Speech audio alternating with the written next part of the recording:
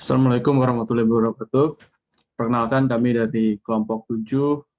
Kali ini kami akan membahas tentang perkembangan struktur dari akuntansi keuangan, akuntansi manajemen, dan auditing.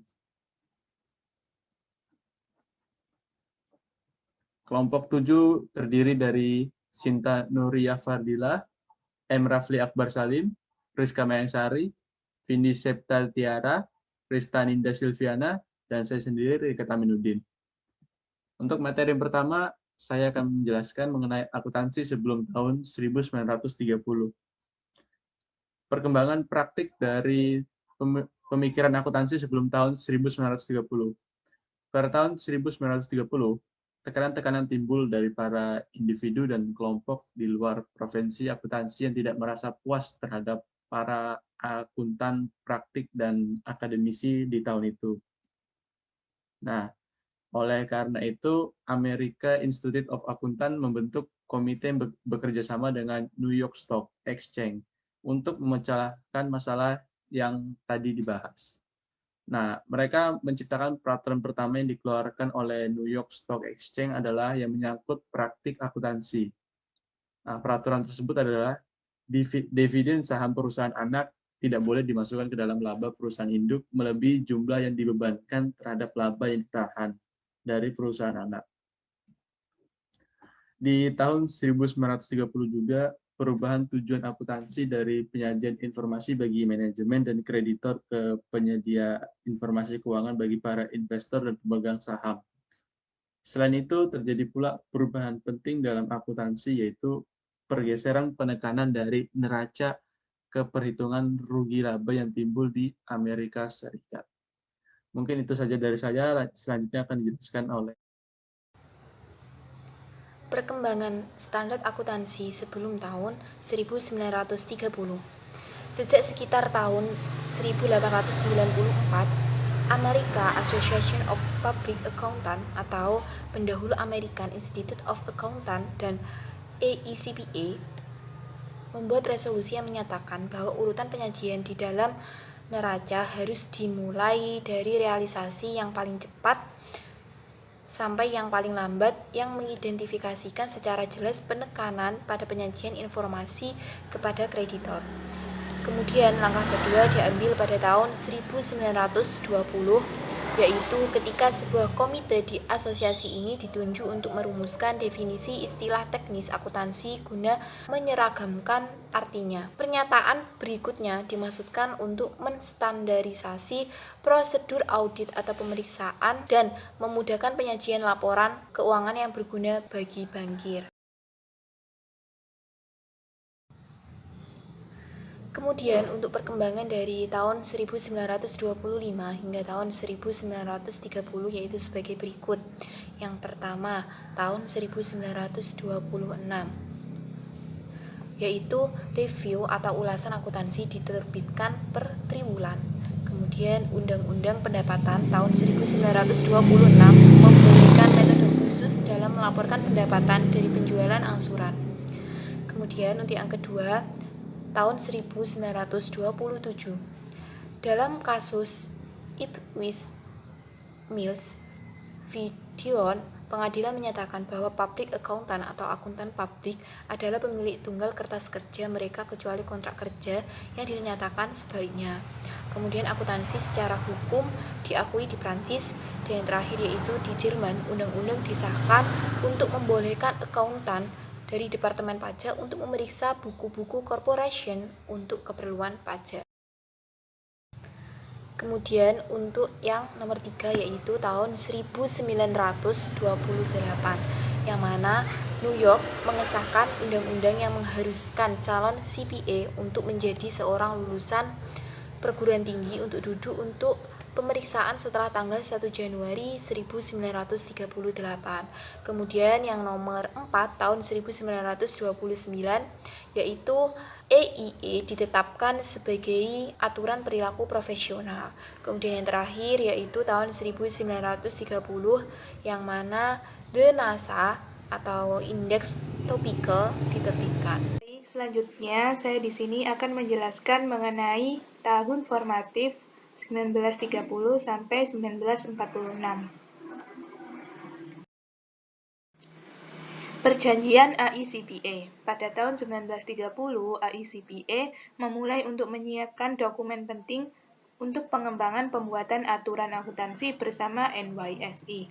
AICPA melakukan Special Committee dan Stock Exchange membangun prinsip akuntansi yang akan diikuti oleh semua perusahaan yang terdaftar di Stock Exchange. Yang kedua yaitu solusi yang ditawarkan oleh AICPA ada dua. Yang pertama yaitu edukasi untuk pengguna laporan akuntansi terhadap keterbatasan laporan. Yang kedua yaitu pengembangan laporan untuk membuat perusahaan lebih informatif terhadap pengguna. Pada tahun 1932, Komite AICPA menyusun draft formal 5 standar prinsip akuntansi yang diterima oleh NYSE pada tahun 1932. Inilah yang dikembangkan menjadi GAAP. 5 standar inilah yang dimasukkan menjadi bagian pertama Accounting Research Bulletin atau ARB. Formasi SEC. Yang pertama yaitu pada tahun 1934, SEC pertama kali dibentuk.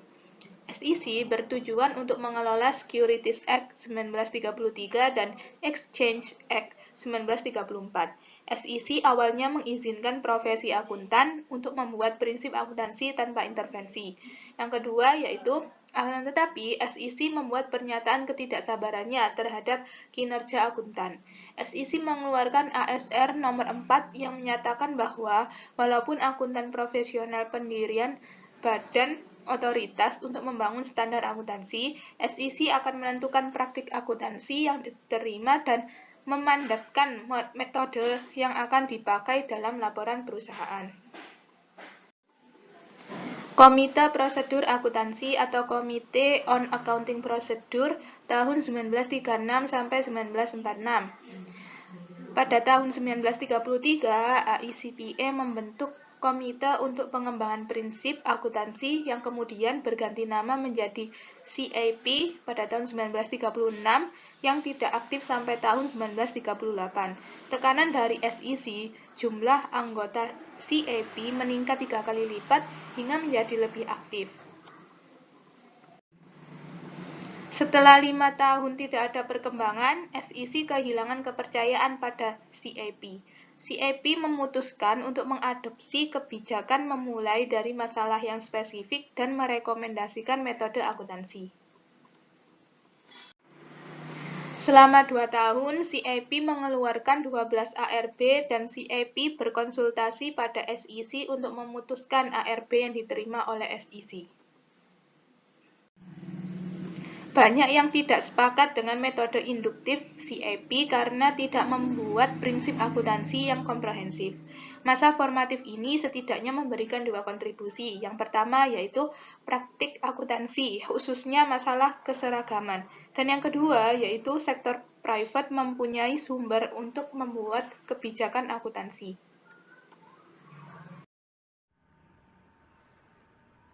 Baik. Di sini saya akan menjelaskan materi berikutnya mengenai akuntansi setelah Perang 1946.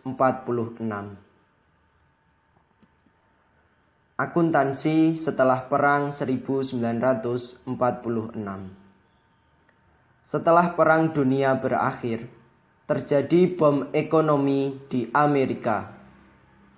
Industri-industri memerlukan tambahan modal yang sangat signifikan untuk ekspansi usaha. Sebagai akibatnya, laporan keuangan dan standar akuntansi yang digunakan untuk menyusun laporan keuangan mendapat perhatian secara nasional. Masalah utama adalah keseragaman atau komparabilitas pelaporan earning antara perusahaan yang berbeda. CAP gagal menyusun rekomendasi positif yang berkaitan dengan prinsip akuntansi secara umum. Sebagai akibatnya, terjadi suplai berlebihan dari standar akuntansi. Situasi ini mengakibatkan timbulnya konflik antara CAP dan CAC. Konflik ini terjadi terutama berkaitan dengan konsep laporan laba dan rugi, all inclusive, dan current operation performance. Berikutnya adalah perkembangan bidang akuntansi setelah Perang 1946. Yang pertama adalah jumlah pemegang saham melonjak pesat. Yang kedua, laporan keuangan menjadi sumber penting untuk pengambilan keputusan. Yang ketiga, muncul keinginan profesi untuk menyusun prinsip akuntansi dasar. Yang keempat, AAA juga memunculkan sebuah pernyataan konsep dan definisi pelandas dengan pendekatan deduktif. Yang kelima, muncul saran untuk mereorganisasi IECPA agar bisa mempercepat pengembangan prinsip akuntansi. Yang keenam, prinsip akuntansi harus didasarkan pada riset. Yang ketujuh, CIP akhirnya dibubarkan. Dan yang terakhir adalah APB dibentuk dan Accounting Research Division bekerja sama dengan APB disusun oleh Rahmat Febrianto. Demikian penjelasan materi pada bab ini. Terima kasih. Selanjutnya, saya akan menjelaskan mengenai akuntansi periode modern, yaitu pada tahun 1959 sampai sekarang. 1959 sampai 1973, APB dan Accounting Research Division. 1. ARS 1 dan 3. ARS 1 tidak memancing banyak reaksi. ARS 3 memancing kritik di banyak sektor. 2. Kredit pajak investasi. APB 2 mengenai kredit pajak investasi menyebabkan masalah lain. Dua alternatif yang ditawarkan untuk menyelesaikan masalah tersebut diantaranya 1. Mengakui manfaat pajak pada tahun diterima, ditawarkan metode flow-through. Yang kedua, mengakui manfaat pajak selama aset ada, ditawarkan metode deferral. Yang ketiga, kritik terhadap APB. APB mengumpulkan pencapaian yang berkesan karena banyaknya kontroversi publik selama tahun 1965 sampai 1967. APB mengeluarkan 7 opini, termasuk 3 catatan yang patut diperhatikan. APB nomor 8 untuk dana pensiun sukses memenuhi keinginan banyak pihak. APB nomor 9 untuk lingkup akun luar biasa dan earning per share. 4. ARS 7 dan APB Statement 4. Penelitian selanjutnya dari APB dipesan. Hal ini untuk mendiskusikan konsep dasar prinsip akuntansi dan menyimpulkan prinsip dan praktis yang diterima. ARS 7 sukses walaupun lebih singkat dari yang diperlukan. Komite bekerja selama 5 tahun untuk merumuskan APB 4.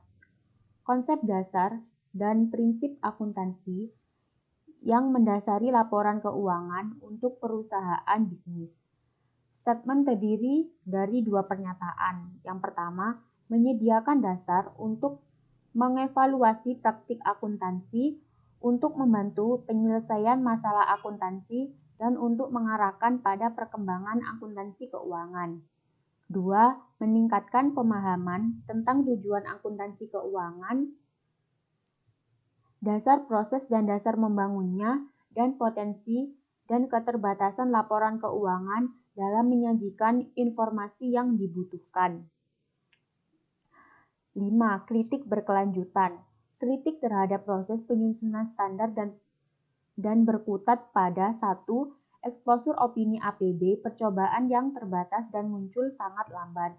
2. Masalah dengan kombinasi bisnis memperlihatkan proses penyusunan standar yang lama dan subjek yang tidak memenuhi keterhubungan proses.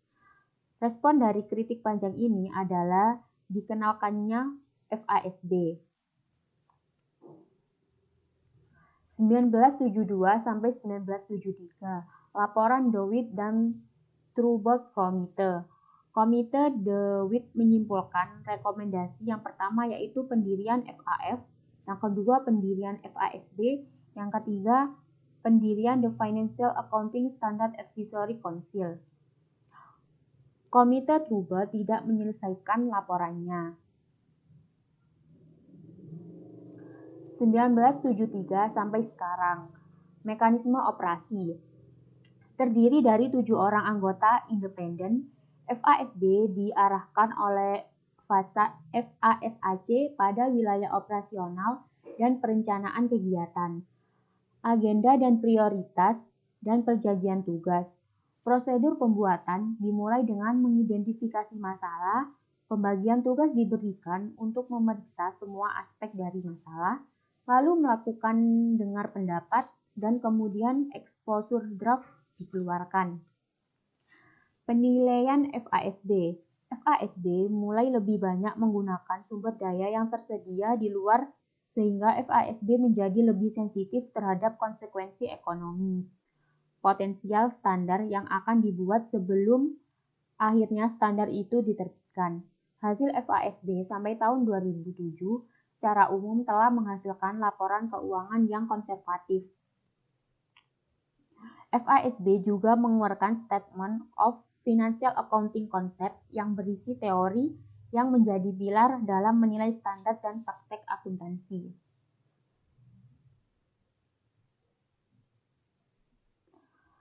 Evolusi kekuatan FASB. Beberapa tantangan yang dihadapi diantaranya adalah adanya kekuatan membuat standar bagi pemerintah untuk mendirikan GASB, Government Accounting Standards Board. Standar GASB cenderung mengalahkan standar yang dibuat FASB untuk entitas pemerintah. Akhirnya diputuskan bahwa pelaporan keuangan organisasi-organisasi sektor publik akan tetap menggunakan standar FASB kecuali bila lembaga tinggi organisasi tersebut menyatakan untuk menggunakan standar GASB. Investigasi Kongres. Adanya tekanan lain terkait kos pembuatan standar dan sulitnya memahami standar serta ancaman terkait independensi lembaga atau adanya dominasi SEC yang memberikan pendanaan untuk FASB. Selain ancaman tersebut, tekanan juga datang dari pihak Kongres yang meminta seluruh profesi diatur oleh pemerintah. Sarbanes-Oxley Act atau SOX. SOX didirikan oleh PCAOB. PCAOB bertanggung jawab untuk mendaftarkan kantor akuntan, menyiapkan standar audit, dan menginspeksi kantor akuntan terregister, dan meningkatkan kepatuhan pada SOX. Implementasi SOX mendadak menjadi fokus perusahaan publik dan KAP. Adanya perubahan besar-besaran pada financial statement dan kejahatan kerah putih. Pada akhirnya memunculkan argumen hukum sudah terlibat terlalu jauh. Bahkan perusahaan mulai mengeluarkan suara untuk mengubah saja hukum yang sudah disahkan itu.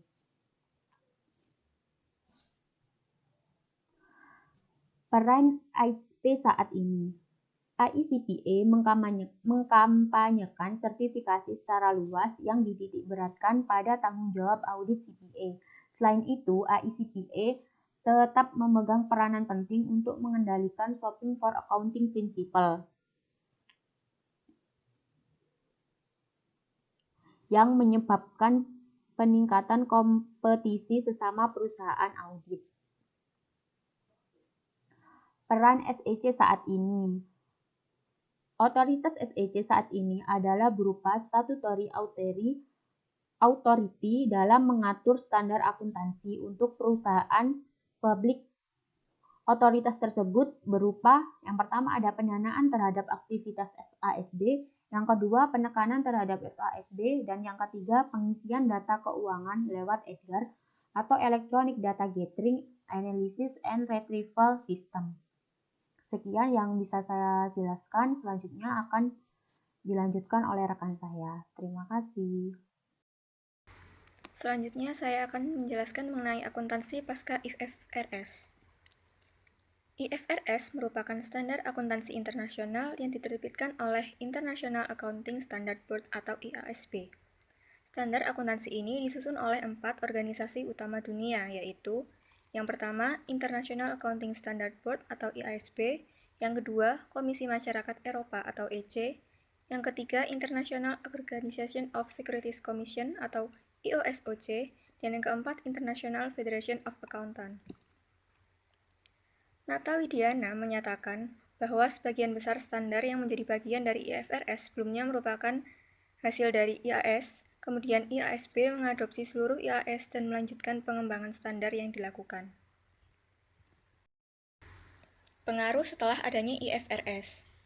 Harmonisasi standar akuntansi dan pelaporan keuangan telah dianggap sebagai suatu hal mendesak yang harus dilakukan oleh setiap negara.